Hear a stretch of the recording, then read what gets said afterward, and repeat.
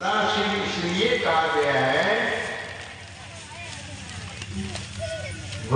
बैठ जाते गुरुदेव को सदाशिव इसलिए कहा गया है,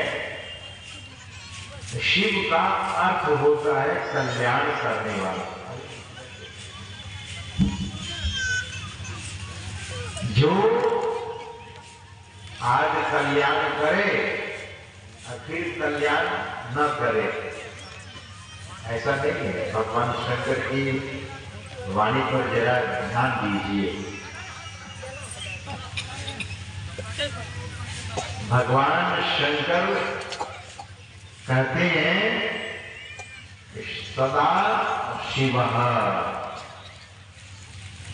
जो सदा कल्याण करे। जो जीव गुरु की शरण में चला जाता है, शरणागत हो जाता है, शरणापन्न हो जाता है, शरण ले लेता है, समर्पण कर देता है, तो भगवान शंकर कहते हैं ऐसे शिष्य का, ऐसे जीव का गुरु सदा कल्याण करते हैं। ये हम नहीं कह रहे हैं। योग सीखो उपनिषद, योग यस्य शिखा इति योग शिखा। अब विसर्ग है तो क्योंकि उधर उपनिषद लगा हुआ है, तो व्याकरण का युगो अणअति जब सूत्र लगता है तो योग शिखा से योग सीखो हो जाता है। तो सज्जनों, जो योग के शिखा है, यानी हम आपके सिर पर जो शिखा होता है वो सबसे ऊपर में होता है। यह उपनिषद कैसा है? सबसे ऊपर का उपनिषद है। उस उपनिषद में भगवान शंकर कहते हैं कि सद्गुरु हमेशा कल्याण करते हैं। जब तक शिष्य का, जब तक उस जीव का कल्याण नहीं हो जाता है, तब तक वे विश्राम नहीं करते। कितने कृपालु हैं। हम लोगों का काम एक ही बार का है, लेकिन गुरु का काम सदा के लिए। सदा शिव। शिष्य तो एक ही बार समर्पण करता है, लेकिन कलयुग में कुछ कपटी शिष्य होते हैं। देखा कि नहीं कुछ हुआ, बहुत कामनाएं होती है लोगों को। समर्पण का मतलब ये है, समर्पण का मतलब ये नहीं कि कामना है तब समर्पण नहीं है। कामनाएं बहुत होती है तो समर्पण नहीं है। समर्पण कैसा होना चाहिए?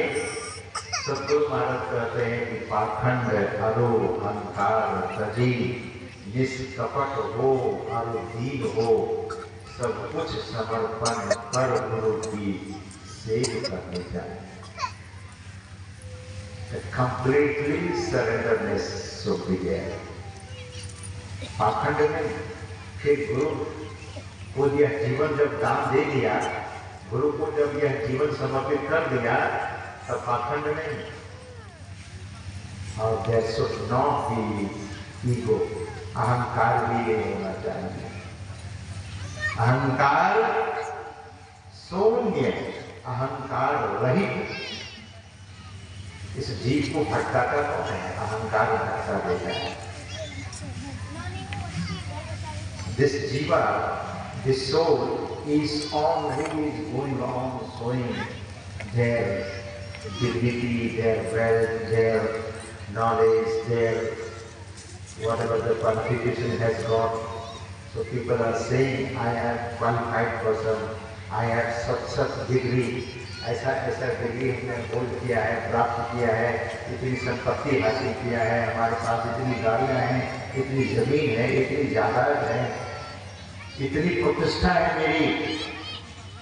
और इस जीव को भटकाने के लिए यही सब बहुत जीव भटक जाता है। जीवन भर इसीलिए लगा रह जाता है। सद्गुरु महाराज का एक एक वचन इतना महत्वपूर्ण है सज्जनों। अगर यह जीव दुनिया को दिखाने में रह जाएगा तो फिर समर्पण नहीं हो सकेगा। इससे ये समर्पण नहीं कर सकेगा। इसीलिए सतगुरु महाराज के वचन पर ध्यान दीजिए। वे कहते हैं निष्कपट, कोई कपट नहीं, गुरु से कपट कछु नहीं राखो, उनके प्रेम अमेय को चाहो, मीठी बोल बोलियो उनसे, अहंकार से सब कुछ जिनसे, सो उनसे कभू करियो नहीं, नहीं तो रही हो भव ही माही। Again, that person is going to go where? In the cycle of birth and death. जन्म मृत्यु के चक्र में पार आ जाएगा जी। निष्कपट हो और दीन हो, दीनता इतनी होनी चाहिए, इतनी दीनता होनी चाहिए